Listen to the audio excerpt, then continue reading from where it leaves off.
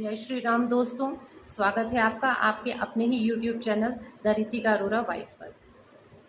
दोस्तों, आज हम चर्चा करेंगे एक ऐसे विषय के बारे में जिससे लोग झिझकते हैं, संकोच करते हैं, बात नहीं करना चाहते। जिस विषय का नाम है मेंटल डिसऑर्डर, जिसे हम आम भाषा में डिप्रेशन, मनोरोग, एंजाइटी, ओसीडी से कई प्रकार हो सकते हैं, ऐसा सब कहते हैं। लेकिन इन सब में एक कॉमन बात है जो सबको परेशान करती है, वो है एंजाइटी। ये किसी ना किसी में हर रूप में होती है। जैसे हम देख सकते हैं कि ज़रूरी नहीं है कि जो मेंटल डिसऑर्डर से वो फेस कर रहा है उसको ये प्रॉब्लम हो। ये किसी को पता भी नहीं चलता, उसको भी होती है। जैसे एक स्टूडेंट है, अगर उसका कल एग्ज़ाम है तो उसको एंजाइटी होने स्टार्ट हो जाती है। उसको डर लगने लगता है कि मैं पास हो पाऊंगा कि नहीं हो पाऊंगा, मैं कैसा पढ़ पाऊंगा अगर एग्ज़ाम में वो वाले क्वेश्चन नहीं आए जो मैंने प्रिपेयर किए हैं, टाइप्स।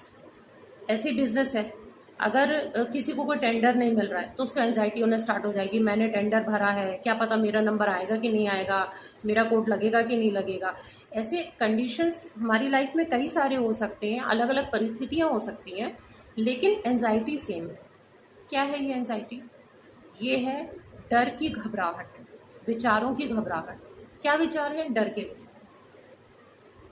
ऐसा हो गया तो, ऐसा हो जाएगा तो, फ्यूचर फ्यूचर में कुछ ऐसा ना हो जाए, उस डर के विचार।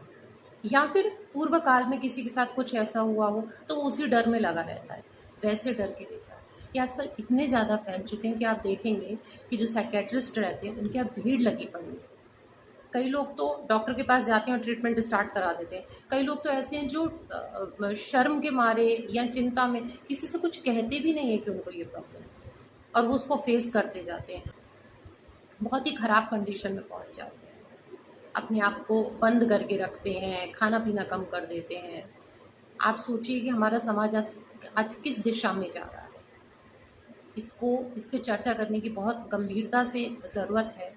और देखिए, इस डर का समूल नाश कैसे हो सकता है? क्या डर है? जो हमारे हाथ में नहीं है उसका डर है। देखिए, अगर किसी बच्चे को कोई कह दे कि तुम अपना मेहनत करो, कोई टीचर आके कह दे तुम अपना मेहनत करो और कल तुम एग्ज़ाम देकर आओ, तुम्हें पास मैं कर दूंगा, टेंशन मत लेना। बच्चा तो मौज में सोएगा एकदम कि हाँ, मैंने तो कर ली अपनी मेहनत और मैंने पास होना ही है। डर खत्म हो जाएगा ना। क्यों? क्योंकि कोई व्यक्ति उसे कह गया, और वो व्यक्ति कौन था? टीचर था, तो उसको विश्वास है। ऐसी किसी व्यापारी का टेंडर ओपन होना है और वो उसको बोल दे कि तुम अपनी मेहनत से, ईमानदारी से टेंडर भरो और तुम्हारा टेंडर मैं पास कर दूंगा। अब वो भी आनंद से सोएगा क्योंकि उसको मालूम है कि मेरा टेंडर पास हो जाएगा, क्योंकि ऐसा कोई व्यक्ति बोल कर गया जिस पर उसको विश्वास है। हम सब जानते हैं ऐसा कोई व्यक्ति हमारे जीवन में नहीं होता कि जो आके हमको हर चीज़ की गारंटी देकर चले जाए। वो कौन होता है? वो व्यक्ति नहीं होता, वो रब होता है, वो परमात्मा होता है जिस पे हमें विश्वास करना है।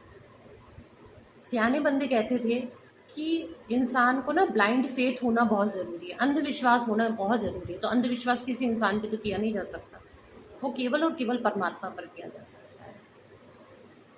आप जिसको भी मानते हैं, राम कृष्ण शिव हरि हनुमान माता रानी, जिसको भी मानते हैं, वाहिगुरु, किसी को भी मानते हैं आप, उसका हाथ पकड़ लीजिए। वो ट्रस्ट में आपको कभी नहीं गिरने देगा, आपका डर खत्म हो जाएगा।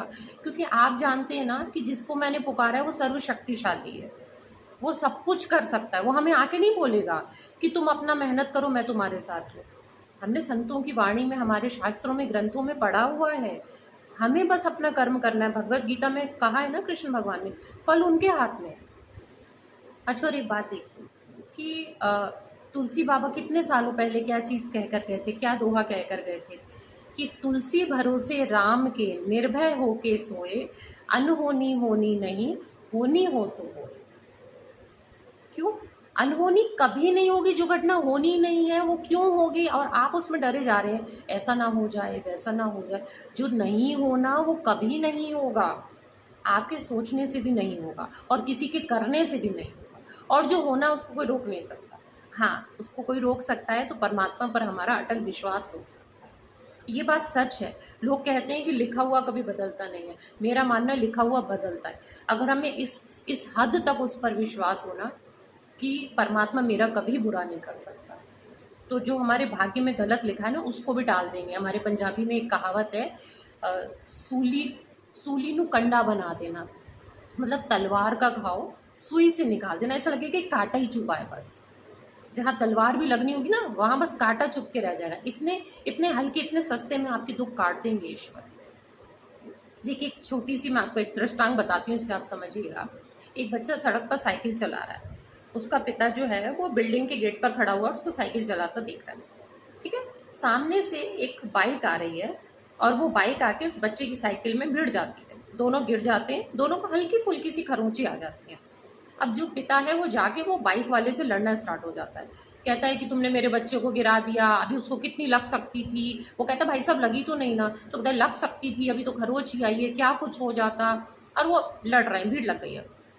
अभी उसी बिल्डिंग के 15वें माले पे एक व्यक्ति खड़ा है, वो देख रहा है कि दूर सड़क पर एक ट्रक आ रहा है जिसके ब्रेक फेल है, क्योंकि वो ना इधर उधर मंडराता हुआ आ रहा है, अपना बैलेंस खो के आ रहा है। वो फटाफट दौड़ के नीचे आता है और देखता है कि वो तो ट्रक निकल गया, बच्चा तो पहले ही गिर चुका था।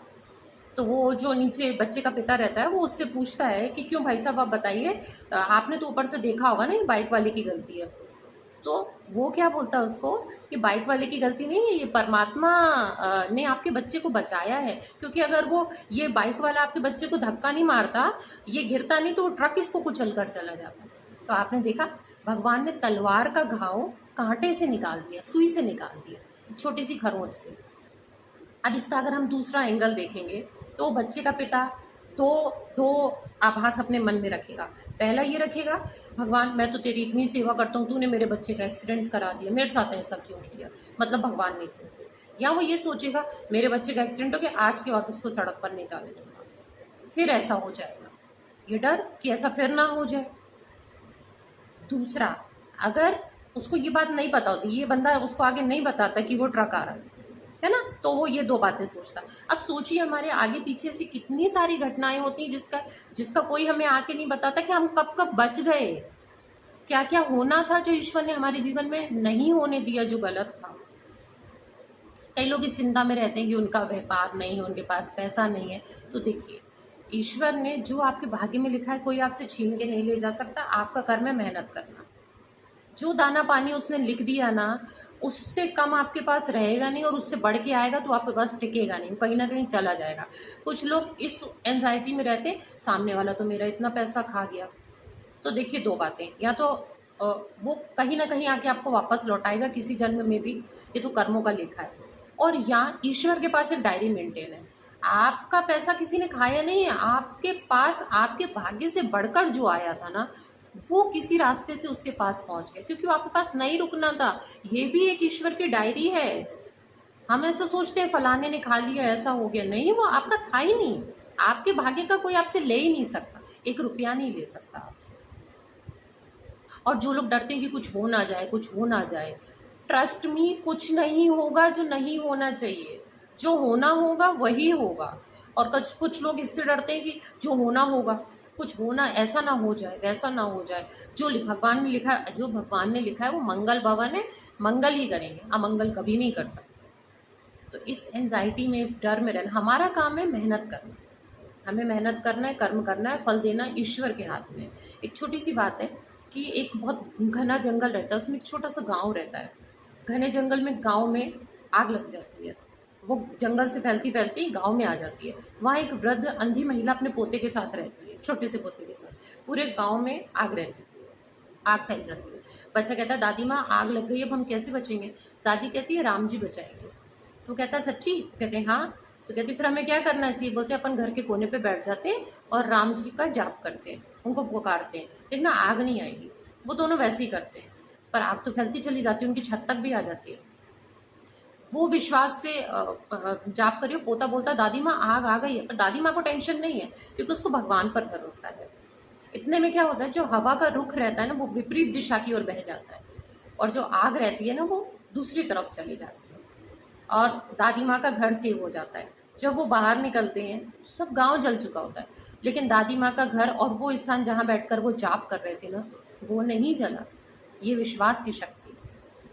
ईश्वर हमारा कभी बुरा होने दे ही नहीं सकते। जैसे माता पिता हमारा बुरा नहीं करना चाहते ना, ऐसे ईश्वर भी हमारा कभी बुरा नहीं होने दे सकते। आप जिसको भी मानते हैं उन पे इतना अटूट विश्वास रखिए, उन पे सब कुछ छोड़ दीजिए। कई लोग क्या सोचते हैं कि जिनको ओसीडी या ऐसी कोई प्रॉब्लम रहती है वो मंदिर नहीं जाते, वो कहते हैं मेरे मन में बहुत गंदे विचार आते हैं भगवान को देखकर, तो मैं कैसे उनको फेस करूँ। तो वो क्या समझते हैं कि यदि वो भगवान के सामने नहीं जाएंगे तो भगवान उनको देख नहीं रहे क्या? वो तो जहाँ है वहाँ देख रहे हैं, सर्वत्र हैं भगवान को, वो हर जगह देख रहे हैं उन्हें। तो डर की कोई बात नहीं, आप भगवान के पास जाइए, एकमात्र वही सहारा है, उसके बिना कोई सहारा ही नहीं है। आप जाइए, उनको अपनी प्रॉब्लम बताइए, प्रभु को बोलिए प्रभु मैं आपका, आप मेरे, मेरे मन के पूरे विचार आपके। भगवान को हर एक चीज़ पता है, वो सर्वव्यापी है, सर्वज्ञाता है और सर्वत्र है, उनसे कुछ छुपा हुआ नहीं है। तो वो आपके मन के विचारों को भी देख रहे हैं। एक मन ही है ना जिसने सबको तंग करके रखा हुआ है। तो उस मन को ना परमात्मा से जोड़ दो, अपना हाथ उस परमात्मा के हाथ में पकड़ा दो। जब भी ऐसे विचार आने लगे ना, तो जिसको भी आप ध्याते हैं, जिसको भी जपते हैं, जिसको भी मानते हैं, उसका जाप स्टार्ट कर दीजिए।